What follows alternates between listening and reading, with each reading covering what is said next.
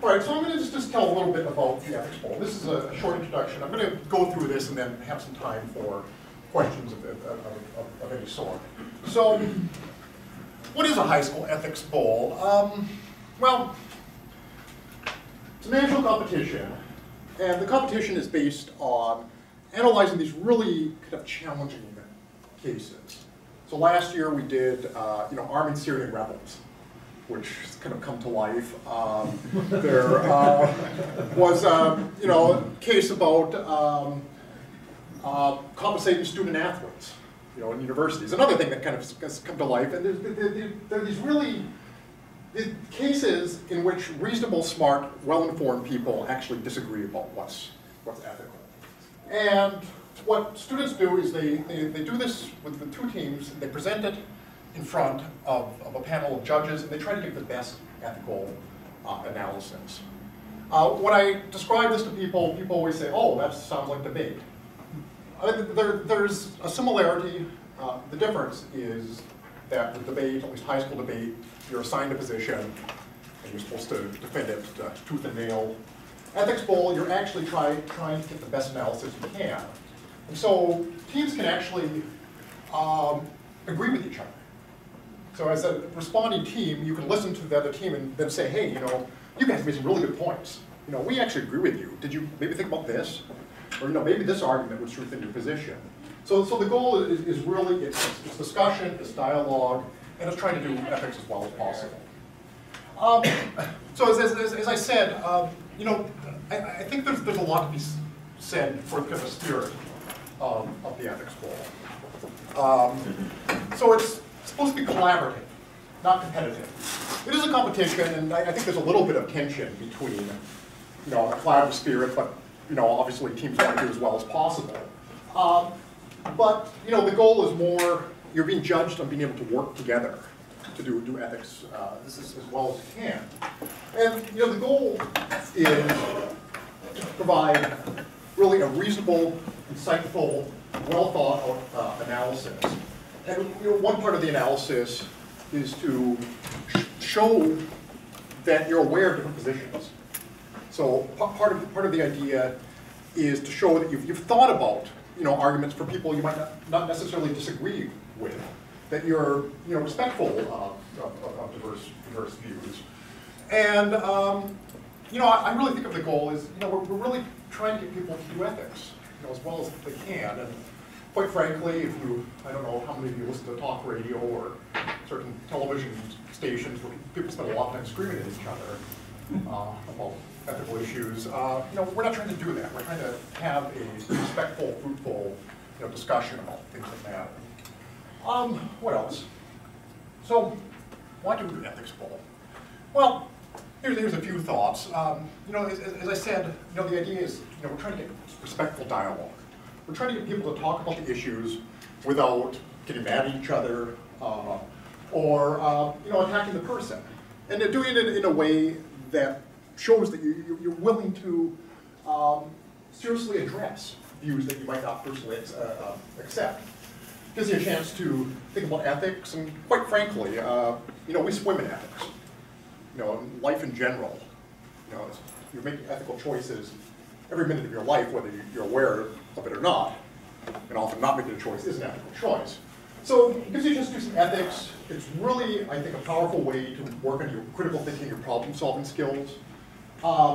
Teamwork. I think the best part of doing this last year was just to get to hang out with people interested in this sort of stuff and talk about this sort of stuff and to know people. There's other reasons as well. I think it's the type of thing that looks great on a college application. These types of things, or for PSU students, it's the type of thing that will look good on a grad school application. So I think there are those motives as well, but I think there's a lot of things to be said for just it's a rewarding experience in its own sake. Nature of cases, so ethics bowl cases are open-ended. There isn't a right answer. There are better and worse answers. But you have to be able to show with reasons, why your position is a defensible one. And as I said, it's the type of cases where, really smart, thoughtful, well-informed people, understandably, don't agree. So it's kind of exciting to be able to engage those sorts of cases. And you know, one of the things I actually find fascinating about the best of the ethics poll cases is, you know, the more you think about it, the more you see, the more you realize you have to know. So it's this kind of process where you start off, and you know, some of our PSU coaches and some of our teachers will go into this, where you start off, you're kind of thinking you know, and as you get deeper in, you learn more, you consider more arguments, and you talk with more people, you end up thinking, you know, wow, there's a lot more to this than I had expected. So, you know, to do it, you know, I think really well, you have to learn a lot about where the world is. You have to really work on your critical thinking skills. You've got to present your positions to other people, get their feedback, and I think there's a lot of creativity involved. You know, it's really, since there isn't a set answer, you have to think creatively and divergently to come up with a plausible position. Some cases this year, just a few. I know a lot of you have seen these, but some of the cases, immunization programs for spying operations. Some of you may have remembered in the media recently of healthcare workers being murdered in Pakistan because they were suspected of being undercover CIA agents. The CIA used immunizations as cover for investigating bin Laden. Standards of medical care in emergency situations, such as Hurricane Katrina.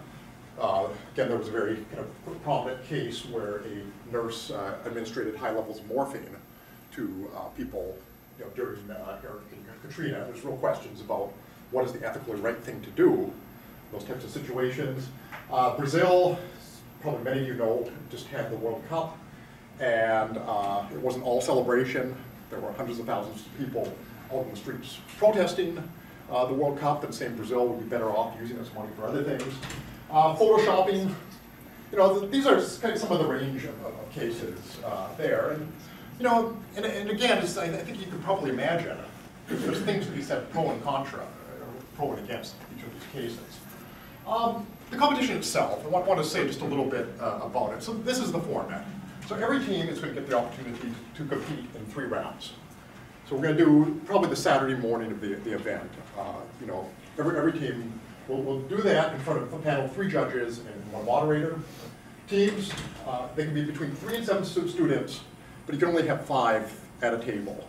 So you might want to have a couple extras in case somebody isn't able to attend, or there might be, you know, some people who really prefer to help prepare but aren't as excited about presenting.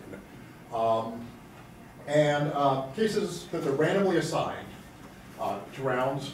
So the judges or the students will know which case or which cases they'll be looking at.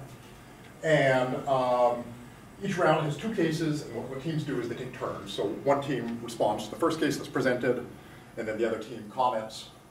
And then who goes first is determined by just a coin flip. That's, you know, the format. And this is how it works. So, you know, you have the first case, and then the question is distributed. We're going to actually be making up new questions for the cases. So, you know, you'll get the case, and it'll be the first time you see the question, but it'll be kind of a general question that tests your knowledge of how well you can be prepared in the case. So format, Team A gets the case, gets the question, gets 2 minutes to confirm. It's a presentation period. Team A gets 5 minutes to present, and as you'll find if you haven't done this before, it's really tricky to get a nice 5-minute presentation. It's easy to go over, easy to go under. Actually pretty hard to do that. And then, so they present, then Team B has a minute to confer, they take notes while they're listening. So you get blank paper and a pencil for each round. Then there's a commentary period, 3 minutes. Team A has a minute to confer, they respond. And then you get judges' questions. It's a 10-minute question period. It can go a little bit longer if people are actually under time, but that never happens. So it's 10 minutes, and the judges can ask anything that they want. So judging criteria. So it is a competition, and here is what the judges are supposed to evaluate people on. So for Team A, the presented team, you know, was it clear and systematic? You know, that's 5 points. And then, you know, the team identified and thoroughly discussed the central moral dimensions.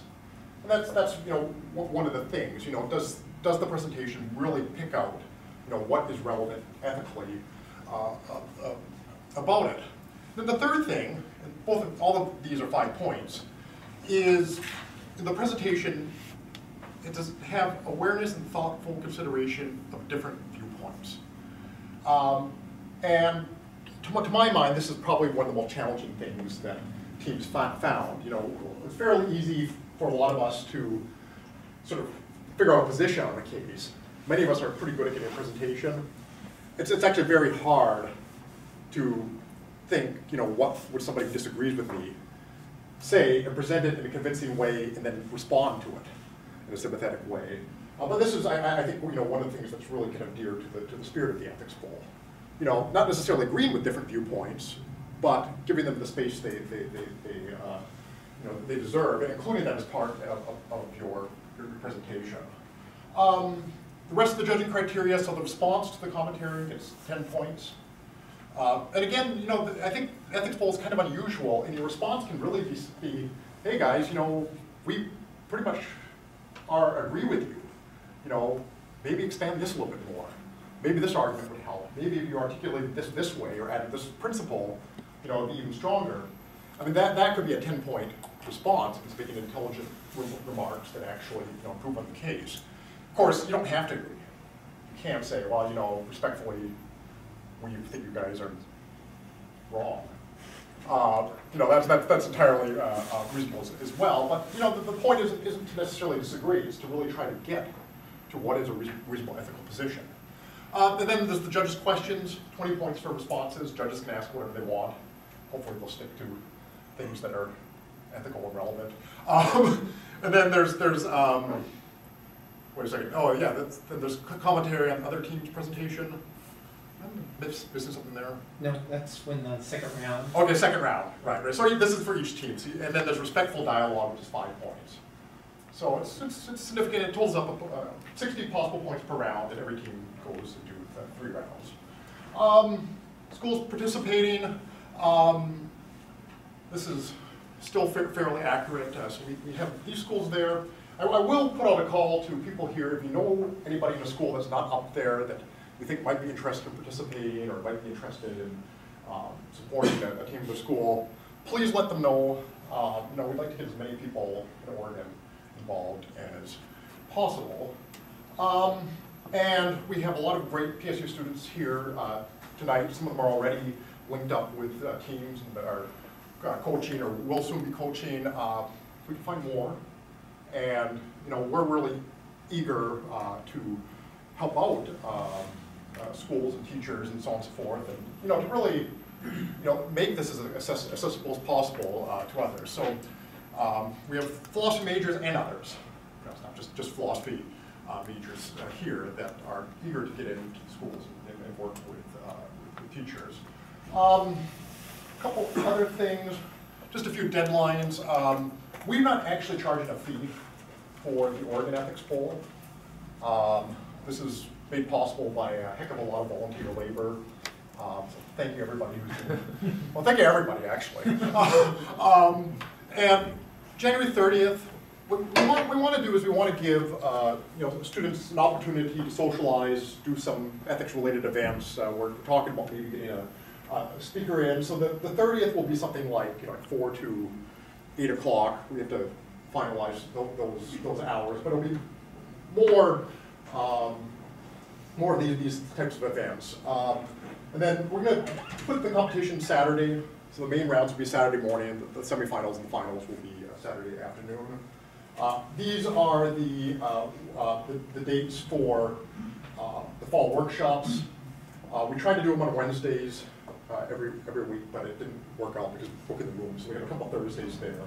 But I have some really fantastic colleagues that are come in and talk about, you know, each of these cases a little bit. As I mentioned, students, high school students who come to 4 out of 5 will give them a nice certificate of completion. And yeah, so they have that recognition for